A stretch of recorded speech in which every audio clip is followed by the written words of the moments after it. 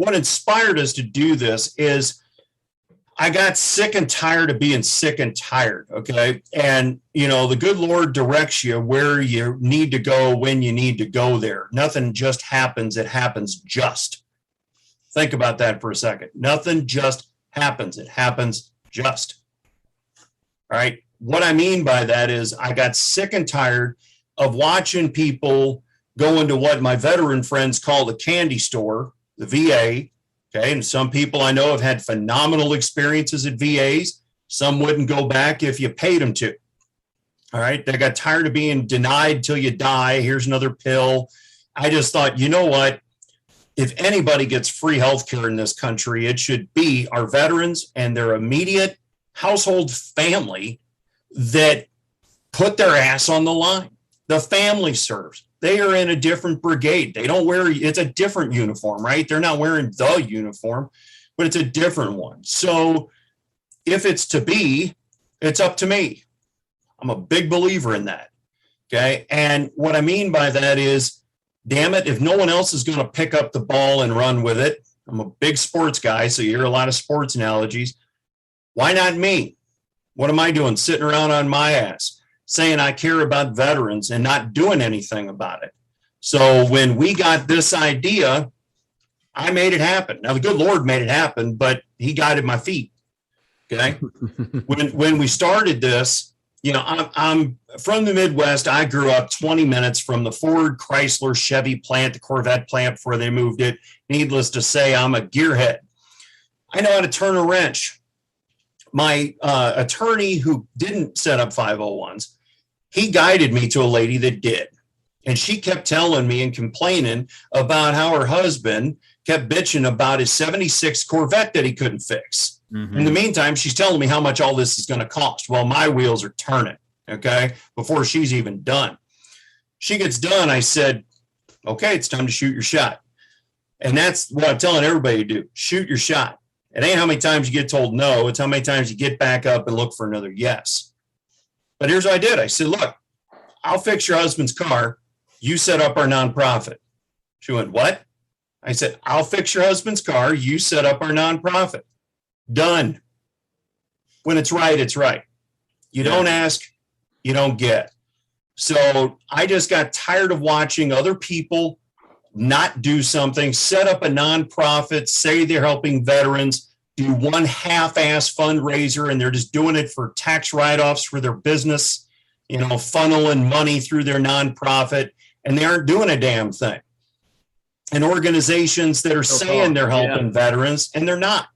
Yeah, it's true, brother. It's true. I mean, that aligns with why we started what we did, but going the for-profit round, because we wanted to have our results be transparent. And, there's a lot of other things, but yeah, I mean, to your point, I think last time I checked, IRS has 46,000 501c3 registered for veteran support organizations. If you go and you look a lot of them up, a lot of them are not consistent. They're not active. They're not really doing much. Yeah.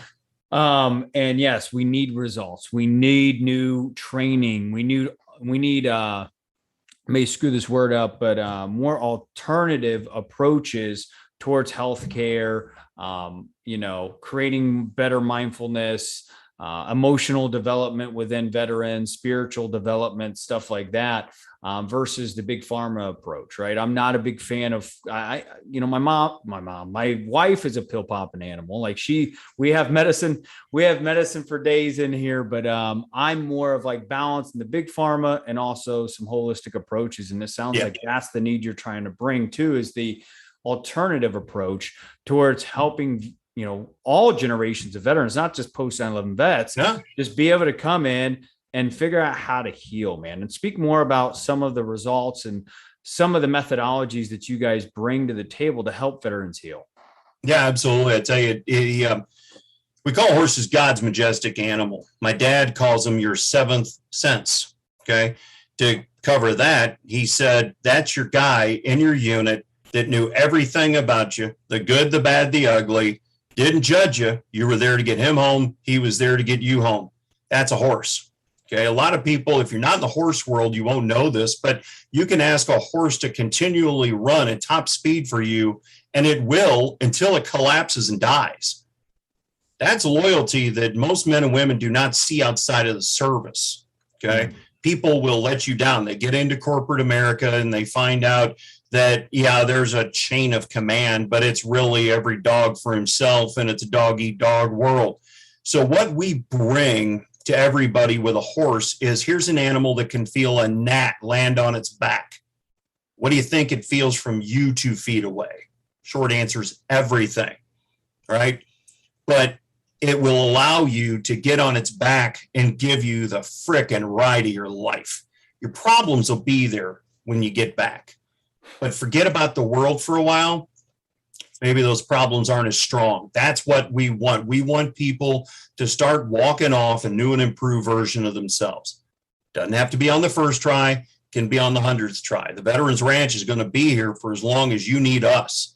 And that's a valid point you brought up. If you're still kicking from World War II and you want to play with a horse, come on. You just rotated out yesterday. Come on. We're not, I hate we're just a post 9/11. Okay.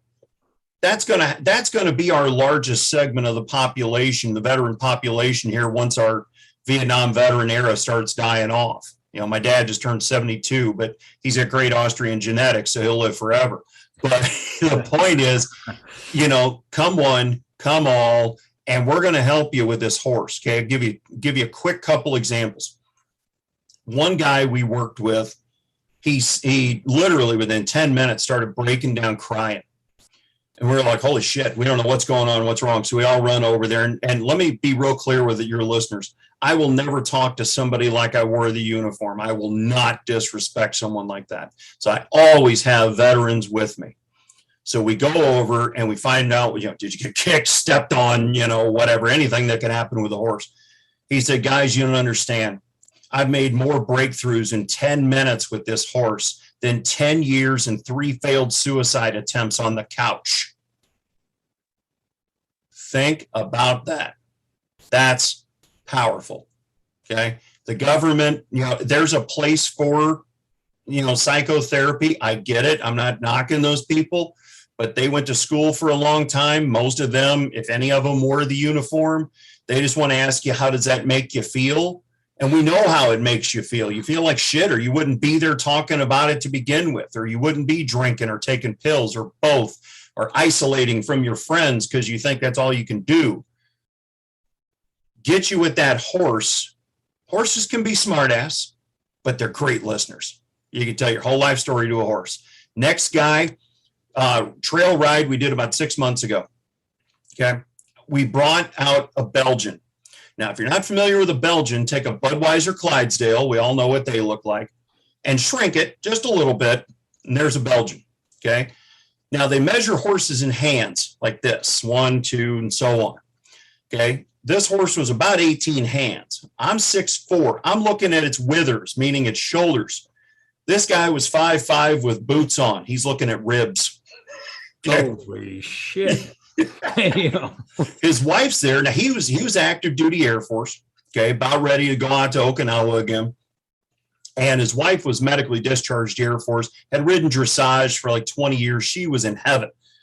But she comes over to me and says, JR, you got to help me. He's mad. He's cursing me out. He wants to go home. He's freaking out. I'm like, don't worry about it. He ain't any of those things. He's scared and he can't admit it. Okay. So again, I'll never talk to somebody like that. I go over to one of my buddies who was a Marine. I tell him what's going on. He starts laughing. I'm like, oh shit. Like, you got this? He's like, yeah, I got this. Comes over to him. Fuck's wrong with you, Airman?